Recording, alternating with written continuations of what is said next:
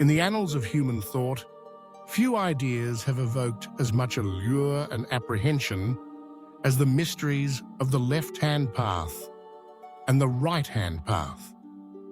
These ancient terms, rooted in Eastern philosophy, yet popularized in Western esotericism, conjure images of shadowed rites and radiant sanctuaries, of forbidden knowledge and sanctified tradition.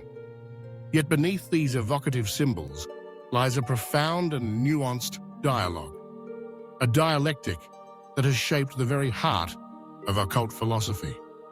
To fully comprehend their significance, one must look beyond the surface, past both the damning misconceptions and the romanticized myths, and into the subtle interplay of darkness and light, order and chaos, unity and individuality. The origins of these terms trace back to the spiritual traditions of India, where Dakshinacharya, the right-hand path, signified orthodox, socially sanctioned practices, and Vamacharya, the left-hand path, denoted rites considered unconventional or transgressive. In the passage from east to west, these terms transformed, taking on new layers of meaning in the hands of Western occultists, theosophists, and mystics. The right-hand path came to embody the pursuit of union with the divine, often through adherence to moral codes, communal values, and the transcendence of the ego. The left-hand path, conversely, emerged as a symbol for those who sought divinity within, who prized self-deification, autonomy, and the acceptance, sometimes the embrace of the shadow self. At first glance, these paths seem irreconcilable. The right-hand path as the way of order, humility, and cosmic harmony.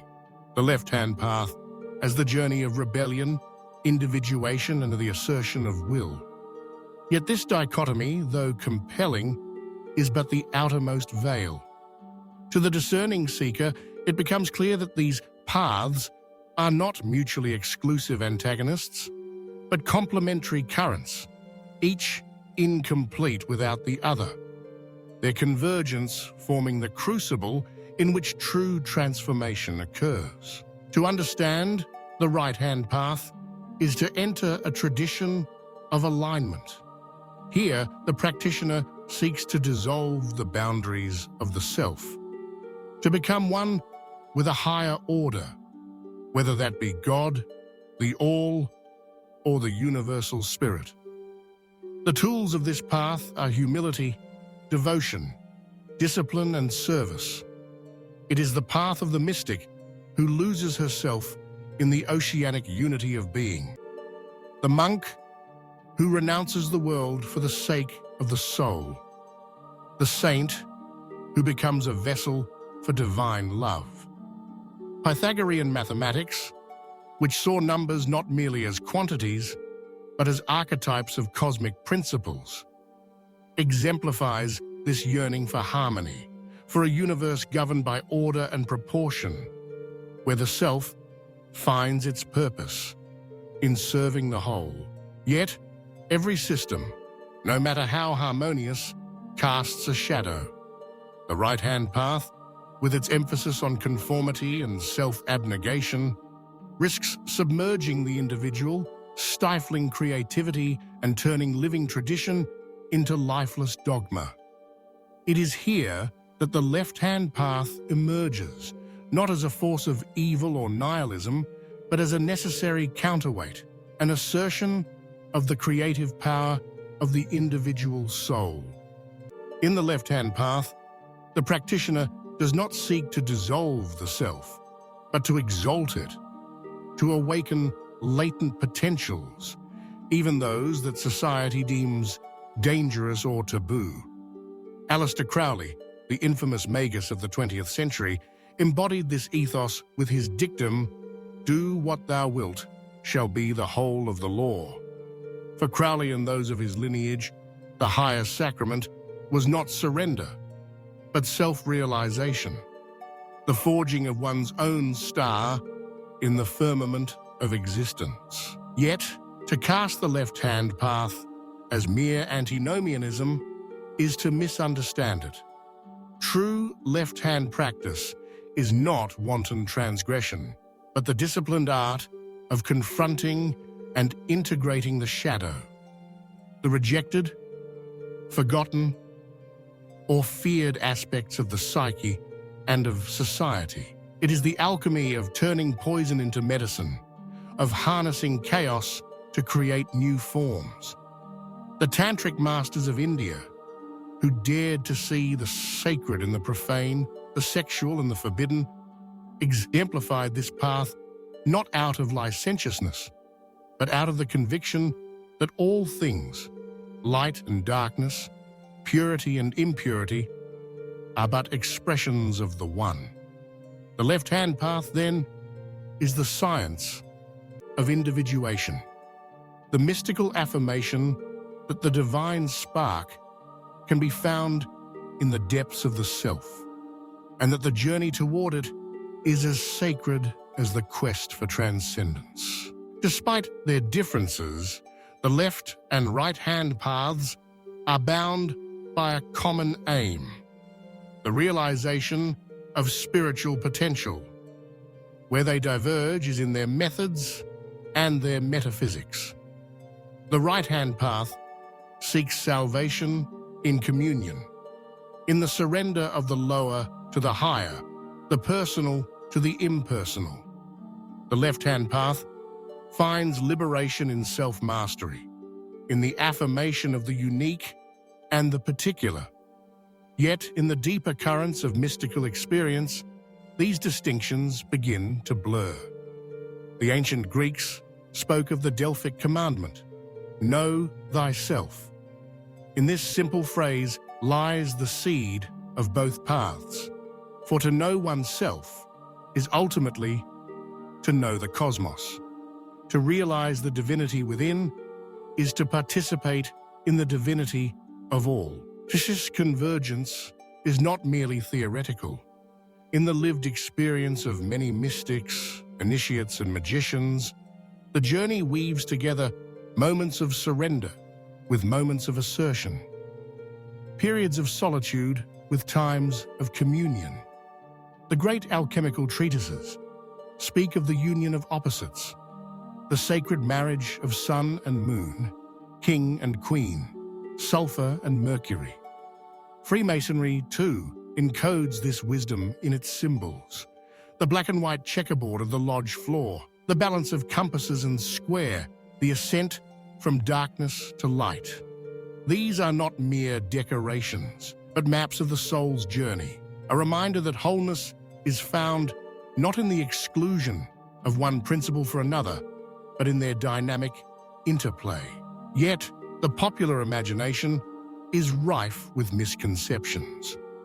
The right-hand path is often caricatured as staid, repressive, or blindly obedient, while the left-hand path is demonized as amoral, selfish, or even diabolical.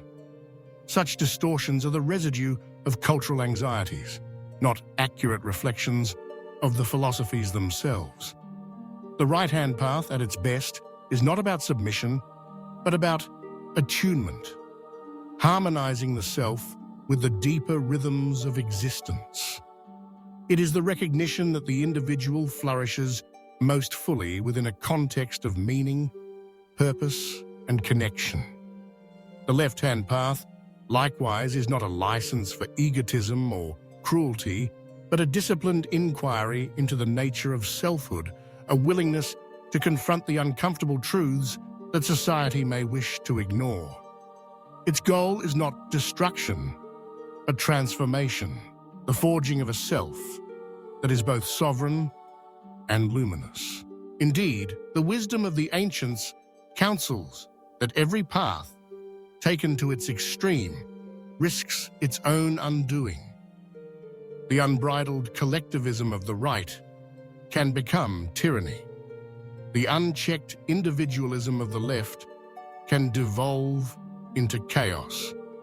The true initiate learns to walk the narrow path between, to honor both the need for belonging and the imperative of authenticity. This is the middle pillar of mystical tradition, the royal road that leads neither to dissolution nor to isolation, but to the realization that each soul is a microcosm, a unique facet of the divine, whose fulfillment enriches the whole.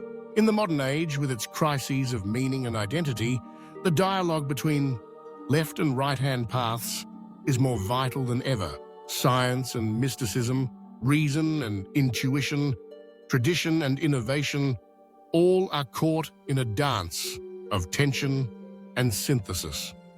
The great secret of the mysteries is not that one path is superior to the other, but that both are necessary, each illuminating the blind spot of the other.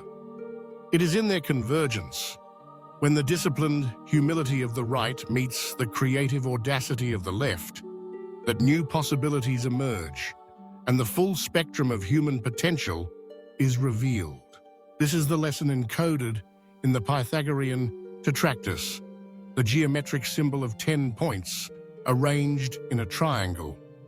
Each point is distinct, yet only in their harmonious arrangement do they reveal the mysteries of the cosmos, the individual and the collective, the dark and the light, the self and the all.